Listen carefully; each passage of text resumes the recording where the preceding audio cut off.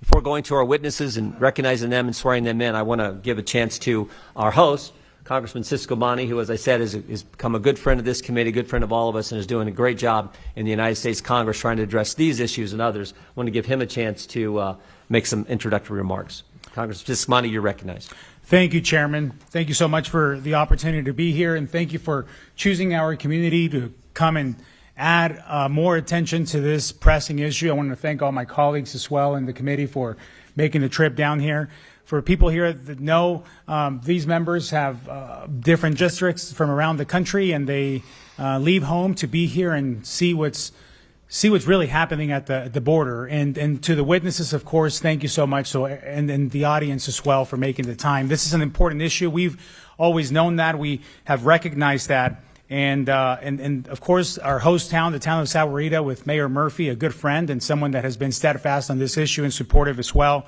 It does take all of us to highlight the importance of the issue, and that's what we've been doing and working together. The testimonies you'll hear today will highlight something that we know quite well here in southern Arizona, and that's that the border is broken.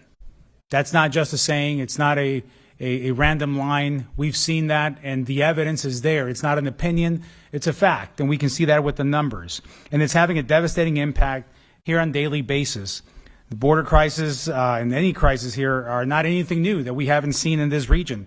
But what we're experiencing now, it's something that we have never seen before. The numbers, the amount, the consequences of it, the tragic results of what fentanyl has done to our community is something that we never even imagined.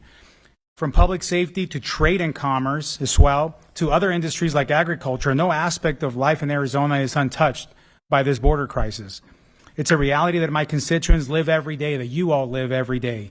Our local communities feel abandoned by the federal government, and this White House and this administration are paying the price for their inaction, both literally and figuratively.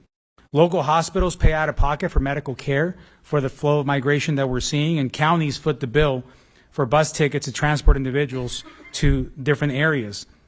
And then, of course, we have families here like Ms. Fagan Alexander's and also the Dunns that I just met today that have lost loved ones to accidental fentanyl poisoning, and ranchers who live on the border like Mr. Chilton, that we've talked about this several times, are afraid to leave their houses due to cartel activity coming through their property. Families like Mr. Chilton's have been here for generations, and what they're seeing now, they've never seen before.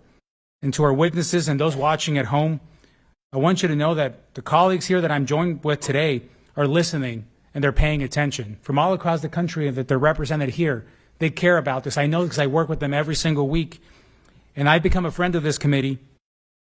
In fact, this committee, the Judiciary Committee, it helped pass the bill that I introduced not too long ago, and it passed out of the House, I may say with bipartisan support, with over 56 Democrats voting for this as well, and every single Republican.